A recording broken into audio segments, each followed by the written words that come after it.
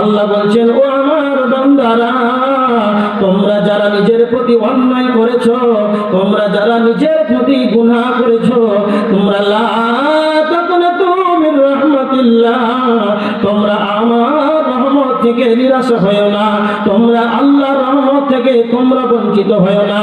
আল্লাহ বলছেন, ইন্নাল্লাহা ইয়াগফিরুদ যুনুবা জামিআ, আল্লাহ সমস্ত গুনাহকে ক্ষমা করে দেবে।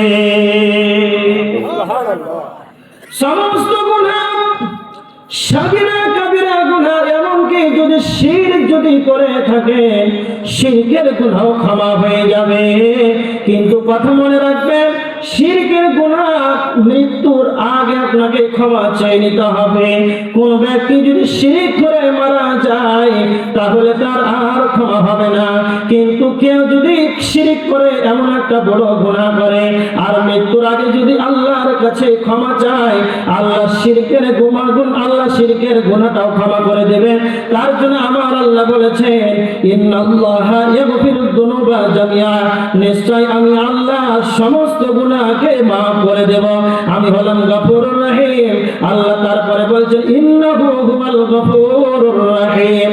তার মানে যারা ঈমানদার হবে, গভীর রজনীতে দুই হাত থেকে উত্তোলন করে আল্লাহর কাছে ক্ষমা চাইবে, তার নিজের জীবনের গুনাহগুলোকে আল্লাহকে বলবে, আল্লাহ, তার মানে মুমিনের দ্বারাতে পাপ হয়ে যেতে পারে। কেননা আল্লাহ মুমিনকে কেন বললেন যে যারা মুমিন হবে তারা যেন তওবাকারী হবে। আর আল্লাহ সুবহানাহু ওয়া তাআলা সূরা তাহরিমের ভিতরে আল্লাহ বলেছেন, ইয়া আইয়ুহাল্লাযীনা আমানু তুবু ইলাল্লাহি তাওবাতান নাসুহা, হে ঈমানদারগণ, তোমরা তওবা করো আল্লাহর কাছে, তোমরা আল্লাহর কাছে তওবা করো, তাওবাতান নাসুহা, ইখলাসের সাথে, খুলুসিয়াতের সাথে তোমরা ইস্তিগফার করো। জীবনে যা পাপ করেছো,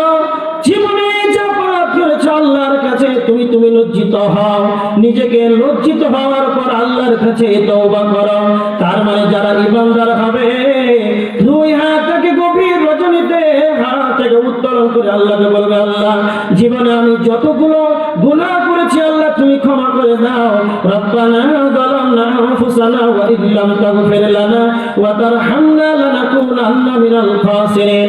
মাবুদ রে, আমি জানি যে প্রতি অন্যায় করেছি, জুলুম করেছি, তুমি ক্ষমা করে দাও। যদি তুমি ক্ষমা না করো তাহলে আমরা জালিমের অন্তর্ভুক্ত হয়ে যাব, আমরা জালিম হয়ে যাব। ঈমানদার যখনই পাপ করবে, মুমিন তখনই আল্লাহর কাছে ক্ষমা চাইবে।